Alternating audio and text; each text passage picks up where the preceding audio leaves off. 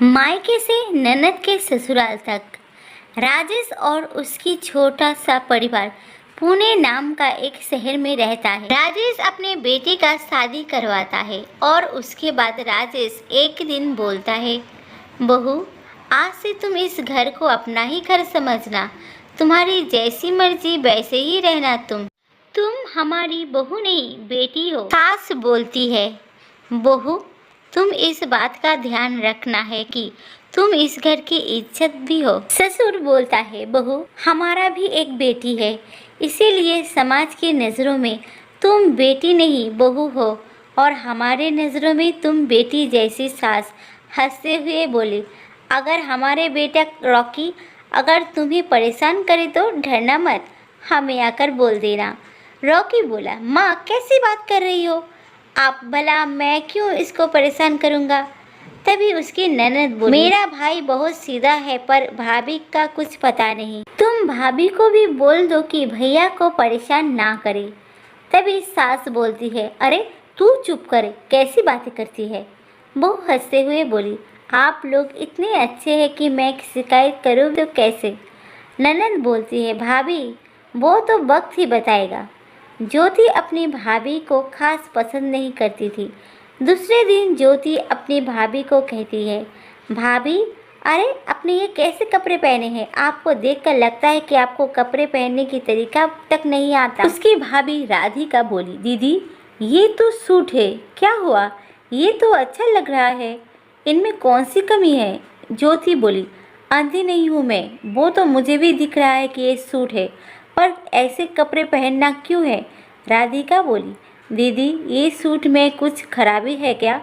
ज्योति बोली, भाभी इतनी तो भोली मत बनो, आपकी नई नई शादी हुई है तो ऐसे बोल रही हो कि आपको कुछ मालूम ही नहीं। राधिका फिर बोली, दीदी मुझे माफ़ कीजिए, मैं आपकी बात कुछ समझी नहीं, कुछ समझ नहीं पा रही हूँ, आप क्या कहना चाहते हैं, साफ साफ बताइए ना। उसकी ननद बोली, आपको ये जीन्स और सूट नहीं पहनना चाहिए, हमारे घर में ये सब कोई पसंद नहीं करता, आप घर की बहू हो इतना तो समझकर कपड़े पहनना चाहिए, क्या अब ये भी हम सब आपको सिखाना पड़ेगा। राधिका बोलती है, सॉरी दीदी मुझे ये बात पहले पता नहीं था, आगे से मैं ख्याल रखूंगी, आपको शिकायत का मौका नहीं मिलेगा। उसकी ननद बोलती है, आप इस घर की इज्जत हो, कम से कम 2 साल तक तो साड़ी पहनो, उसके बाद भी मम्मी से पूछ कर ही कुर्ता पहनना। तभी राधिका बोलती है, दीदी वैसे तो मैं ये कुर्ता माँ से पूछ कर ही पहना था। तभी उसकी ननद बोलती है, मेरी मम्मी तो इतनी अच्छी है कि आपको सूट पहनने की भी इजाज़त दे दी, आपको नहीं लगता आपको भी कोई फर्ज बनता है। उसने अपने भोलेपन में बिना कुछ सोचे समझे आपको पहनने के लिए बोल दिया हो तो आपने भी पहन लिया। राधिका बोलती है, ठीक है दीदी मैं आगे से ध्यान रखूंगी। काफ़ी वक्त गुजर जाता है, राधिका का एक लड़का होता है और ज्योति का भी शादी हो चुकी होती है। ज्योति अक्सर मायके आने का बहाना ढूंढती रहती है। एक ही दिन उसकी माँ की तबीयत खराब हो जाती है और उसको देखने के लिए ज्योति मायके आ जाती है। घर पर आकर माँ से बोलती है, अरे माँ क्या हो गया आपको, आप ठीक नहीं लग रही है। उसकी माँ बोलती है, बेटा कुछ नहीं, बस थोड़ा सा तबीयत ठीक नहीं है। ज्योति बोलती है, अरे आपको तो तेज बुखार है, अपना क्या हाल बना रखा है। मम्मी बोलती है, अरे कुछ नहीं, ये तो उम्र के साथ थोड़ा बहुत लगा रहता है, तू आराम से बैठ, मैं ठीक हूँ। तभी वहाँ पर राधिका आ जाती है और बोलती है, माँ जी लीजिए, धीरे से उठिए और ये डालिया खा लीजिए। उसकी ननद बोलती है, भाभी आपको पता है माँ को शुगर है और आप माँ को दालिया खिला रही है, शुगर में माँ की थोड़ा सा भी ख्याल रखती है क्या, माँ का तबीयत और भी खराब हो सकती है। राधिका बोलती है, दीदी मैं डॉक्टर से पूछकर ही माँ जी को दलिया खिला रही हूँ। उसकी ननद बोलती है, हाँ आपने तो सब कुछ पूछ लिया होगा डॉक्टर से, इसीलिए तो मम्मी इतना बीमार पड़ती रहती है, अगर आपको माँ की इतना फिक्र होती तो माँ कभी बीमार ही नहीं पड़ती। राधिका बोलती है, दीदी ऐसी कोई बात नहीं है, माँ जी तो अचानक बीमार पड़ गई है, मुझे भी नहीं पता कि माँ जी कैसे बीमार पड़ गई। ज्योति बोलती है, माँ तो पहले मेरे पास रहते, कभी तो बीमार नहीं पड़ी, और आप जब से मम्मी के पास है तो कुछ ना कुछ होता ही रहता है। ना जाने आप कैसे ख्याल रखती हो माँ का, वो ठीक नहीं हो रहा है। राधिका बोलती है, दीदी माँ जी का उम्र भी तो हो रही है और उन्हें शुगर और बीपी भी तो है। मैं अपने तरफ से पूरी कोशिश कर रही हूँ। ज्योति बोलती है, मुझे मत बताइए भाभी, मैं आज भैया को बताऊंगी कि आप कैसे माँ का ख्याल रखती है। अब तो आप भैया को ही सफाई देना। इतने में रॉकी आ जाता है और अपनी बहन से कहता है, अरे ज्योति तू कब आई? अरे भैया, जब से माँ की तबीयत के बारे में पता चला तभी भागी भागी चली आई। रोती हुई बोली, भैया देखो ना भैया, माँ कैसी होती जा रही है, आजकल माँ कितना बीमार लगी रहती है। तभी रॉकी बोलता है, अरे चिंता मत कर, माँ बिल्कुल ठीक है। राधिका पूरी ख्याल रखती है माँ का, रो मत बहना। ज्योति बोली, अगर भाभी ठीक से ख्याल रख रही है तो मम्मी को दलिया क्यों खिलाती है? रॉकी बोला, पर माँ को तो शुगर है, दलिया तो नुकसान देगा। मैं भी भाभी को ऐसा ही बोला, भाभी सुने तब ना, उल्टा मुझसे लड़ने लगी। मेरी बात तो सुनती नहीं, अब आप ही कहो कुछ उनको। ठीक है तू चिंता मत कर, मैं करता हूँ तेरी भाभी से बात। ऐसा कहकर रॉकी गुस्से में राधिका के पास जाता है और बोलता है, राधिका तुम्हारा दिमाग तो ठीक है ना? माँ का ख्याल रखने की बजाय तुम उनकी तबीयत और बिगड़ लगी हो। फिर तुम्हें हुआ क्या है? माँ की तबीयत के साथ ऐसे मजाक कर रही हो। अगर माँ को कुछ हो गया तो तुम्हारे लिए बिल्कुल अच्छा नहीं होगा, ये समझ लो तुम। पर मैंने क्या किया है? बात क्या है? कुछ तो कहो, मेरा दिमाग मत खराब करो। तुम जाओ यहाँ से। तो तुम गलती करती हो और ऊपर से किया क्या है वो भी मैं बताऊं? राधिका बोली, ठीक है आप पहले शांत हो जाइए। ज्योति चुपके से अपने भाभी और भाई की लड़ाई देख रही थी और मन ही मन खुश हो रही। वो बोली, अब आई ना अकल ठिकाने पर, आई बड़ी मुझे समझाने वाली। आप मेरी मुंह लगने से पहले 10 बार सोचेंगी। और मन ही मन में हंसने लगी। ज्योति शादी के बाद भी ससुराल में कम और मायके में ज़्यादा रहती थी। वो जब भी मायके आती थी तभी भैया और भाभी में लड़ाई करवाया किया करती थी। ऐसे ही कुछ दिनों बाद राखी का दिन आया। रॉकी ने राधिका से बोला, सुनो शाम को चलेंगे एक साथ डिनर करने के लिए और वहाँ से मूवी के लिए तुम टाइम से रेडी रहना। राधिका बोली, पर मुझे भी भाई को राखी बांधने जाना है, मूवी तो हम बाद में भी देख लेंगे, आज तो त्योहार है ना। रॉकी बोला, हाँ तो ठीक है ना, राखी बांध कर वहाँ से निकल लेंगे, मैं भी चलता हूँ ना तुम्हारे साथ। अब तो चलोगी ना? राधिका मुस्कुराती है और बोलती है, ये तो अच्छा प्लान है।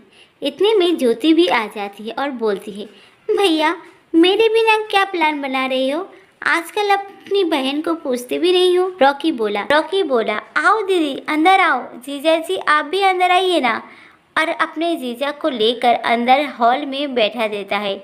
वही राधिका ज्योति से कहती है, दीदी मुझे भाई को राखी बांधने मायके जाना था तो वही प्लान था। अच्छा हुआ जो आप भी जल्दी आ गई।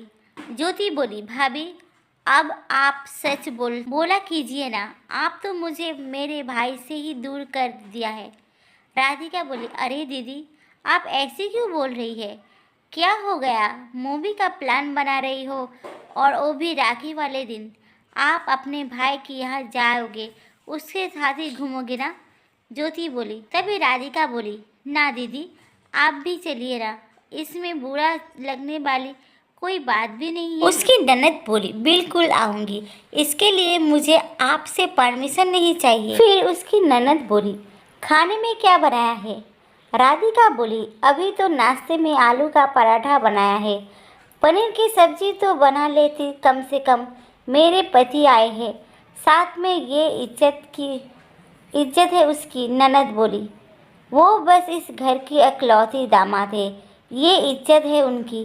दीदी मैं अभी पनीर बना देती हूँ, पराठे तो सिर्फ नाश्ते में बनी थी, आप शांत हो जाओ, गुस्सा मत करो। ज्योति देखती है कि उसकी तरफ रॉकी आ रहा है। वो बोलती है, भाई देखो ना भाभी कितना जबन लड़ाती है, मेरा पूरा रक्षाबंधन की त्योहार खराब कर दिया। इसको तो यहाँ तक नहीं पता कि दामाद आया है। उसके सामने कम से कम तो ऐसे ना बोले। पर क्या फर्क पड़ता है इसमें, बेइज्जती तो मेरी होगी ना। रॉकी बोला, राधिका तुम्हें मेरी बहन से ऐसी क्या प्रॉब्लम है, क्यों उस हर बात परेशान करती रहती हो, क्या हो गया है तुम्हें? वैसे तो तुम घर में सबके साथ अच्छी रहती हो, पर जब भी मेरी बहन आती है तुम्हें दिक्कत क्या हो जाती है? रॉकी का आवाज़ सुनकर उसके पिताजी भी उधर आ जाता है और कहता है, तू ज्योति के कहने पर हर बार राधिका को क्यों सुनाता है? तू कभी देखा है कि गलती किसकी है? तभी रॉकी बोला, पापा आप बीच में ना ही बोलो तो अच्छा होगा। उसके पापा ने गुस्से में आकर बोला, अगर तुझे कुछ दिखाई नहीं देगा तो मुझे तो बीच में आना ही पड़ेगा। ज्योति बोली, पापा आप कहना क्या चाहते हैं? मेरी और आपकी इकलौती दामाद की गलती है जो हम लोग यहाँ आए हैं। पिताजी ने गुस्से में बोला, दामाद जी को बीच में क्यों लाती हो? वो क्या करेंगे, वो तो तुम्हारे कहने पर ही चलता है। ज्योति रोती हुई बोली, ना जाने भाभी ने आप दोनों को क्या जादू कर दिया है पापा। ज्योति के कारण रॉकी और राधिका में दूरियां बढ़ने लगी। ज्योति अक्सर अपने पति और बच्चों के साथ लेकर मायके आया जाया करती थी ताकि अपनी भाभी से सारा काम करवा सके और भाभी को परेशान कर सके। एक दिन ज्योति अपनी माँ से बोली, माँ खाने में क्या बनाया है? माँ बोली, बेटा खाने में पनीर की सब्जी बनाया है। ज्योति गुस्से में बोली, एक लौता दामाद है इस घर का, जब भी देखो पनीर पनीर, इतना पनीर क्यों बनवाती रहती हो? अरे 56 भोग बनाओ, उनको भी तो लगना चाहिए ना कि वो हमारे घर की एक लौता दामाद है। माँ बोली, कोई बात नहीं बेटा, जो बोल वो बन जाएगा। दामाद की सेवा में कोई कमी थोड़ी ना छोड़ेंगे हम। तभी ज्योति बोली, आज तो भाभी मलाई कोफ्ता बनाएंगे, वो भी अपने हाथों से। ठीक है मलाई कोफ्ता बन जाएगा, आप तो खुश है ना? महारानी माँ ने हंसते हुए बोला। ज्योति बोली, माँ गर्मी भी बहुत पड़ रही है ना, भाभी के रूम में एसी लगा हुआ है, मेरे रूम में भी एसी लगवा दो, आखिर आपका दामाद गर्मी में थोड़ी ना सोएंगे। पीछे से रॉकी बोला कि महारानी वो भी लग जाएगा आज शाम तक।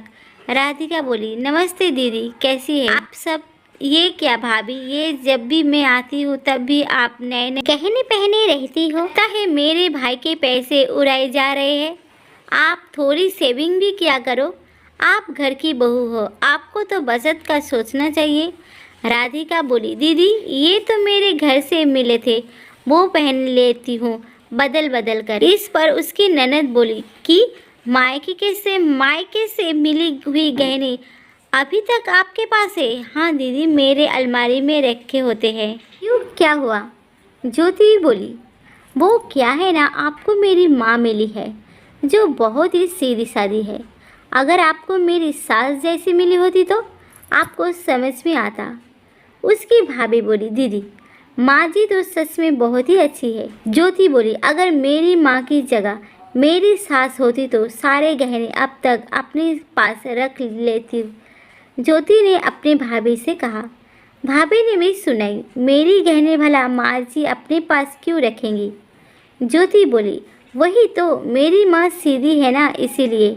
और भाभी आपका तो कोई जवाब नहीं, अगर माँ ने ही मांग रही है तो कम से कम आप ही माँ से पूछ लो। पीछे से माँ आवाज़ लगाई, हो गया बस, अब बस कर, जा अपने कमरे में।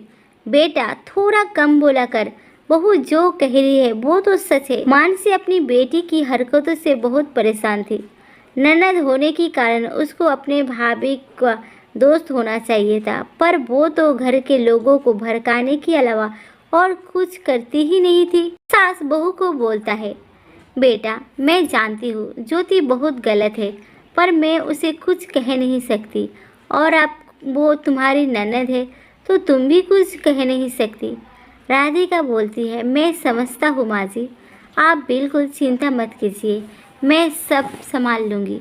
मानसी बोलती है, ज्योति तो घर पर आती है और लड़ाई ही करवाती है।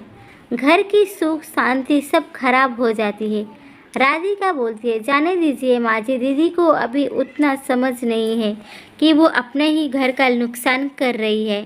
उसकी सास बोली, बहू, अपनी बेटी को उसकी गलती का एहसास करवाने के लिए कुछ ना कुछ तो करना ही होगा, वरना उसको अकल नहीं आएगी। राधिका बोलती है, माँ जी, मेरे पास एक उपाय है। जब मेरी बेटी की आराध्या की स्कूल की छुट्टी होगी ना, तब हम सब दीदी के घर घूमने जाएंगे। राधिका अपनी बेटी की स्कूल की छुट्टी में सबको लेकर अपने ननद के घर जाती है। ज्योति के सास बोली, बहू, ओ बहू, आलू के पराठे दो, सारे लोग नाश्ता कर लेंगे। आइए आइए, आप सब लोग बैठ जाइए। राधिका बोली, अरे नहीं नहीं, आप दीदी को क्यों बोल रही है? मेरे होते हुए दीदी क्यों नाश्ता बनाएगी? नाश्ता तो मैं ही बनाऊंगी। ऐसा कहकर राधिका किचन में जाकर सबके लिए नाश्ता बनाकर लाती है। पराठे खाते ही ज्योति की सास कोमल बोलती है, बेटा, तुम्हारे हाथ में तो अन्नपूर्णा है, इतना स्वादिष्ट आलू का पराठे बनाया है। राधिका मुस्कुराते हुए बोली, ये सब तो दीदी से ही सीखा है। पहले तो वो ही ऐसे पराठे बनाकर हम सबको खिलाती थी। तो कोमल बोली, क्या कह रही हो? मेरी बहू से तो काफ़ी स्वादिष्ट है ये पराठे। शाम हो जाती है और ज्योति अपनी बेटे को खाना खिलाकर खुद भी खाना खा लेती है। राधिका बोली, दीदी, अभी तक आपका पति नहीं आया है और आपने खाना खा लिया? ज्योति बोली, हाँ तो क्या हो गया, मैं तो हमेशा खा लेती हूँ। तभी ज्योति की सास कोमल बोली, अरे क्या बताऊँ बेटा, इसके तो यही आदत है, आप तुम ही समझाओ इसे। राधिका बोली, जी बिल्कुल दीदी, मेरी बात तुरंत समझ जाती है। ज्योति का सास बोली, ये तो बहुत अच्छा है बेटा, क्योंकि मैं तो इसे समझा समझा कर थक गई। पति के साथ खाना खाया करो या उसके बाद खाया करो, पर फिर भी ये तो खुद खाती है, टीवी देखती है और मस्त रहती है। शाम होते ही ज्योति का पति घर लौट आता है। राधिका उसको बोली, नंदोई जी आ गए आप, लीजिए अपना बैग मुझे दीजिए और आप पानी पीजिए और मिठाई भी खाइएगा। नंदोई जी बोला, मिठाई क्यों, कोई खास बात है क्या? राधिका बोली, अरे नहीं नहीं, पानी यूं ही सादा नहीं देना चाहिए, इसीलिए मीठा खाकर ही पानी पीना चाहिए। नंदोई जी बोले, सच कहो तो भाभी, रॉकी बहुत ही भाग्यवान है जो आप जैसे जीवन साथी मिला। राधिका बोली, ऐसा कुछ नहीं नंदोई जी, मेरा इतना ख्याल रखा तो रॉकी का कितना ख्याल रखती होंगी आप। इतने में ज्योति उधर आई और बोली, अरे आप आ गए। उसके पति बोला, मेरा इंतज़ार होगा तब तो पता चलेगा, कुछ तो सीखो अपनी भाभी से। ज्योति बोली, अरे कहना क्या चाहते हो? तब राजेश बोला, जैसे ही मैं ऑफिस से घर आया, तुम्हारे भाभी ने मुझे अब पानी दिया, मेरा बैग लिया, मुझे मिठाई दिया, मेरा हाल चाल पूछा। तब ज्योति बोली, तो क्या मैं आपको पानी नहीं देती, आपका हाल चाल नहीं पूछती?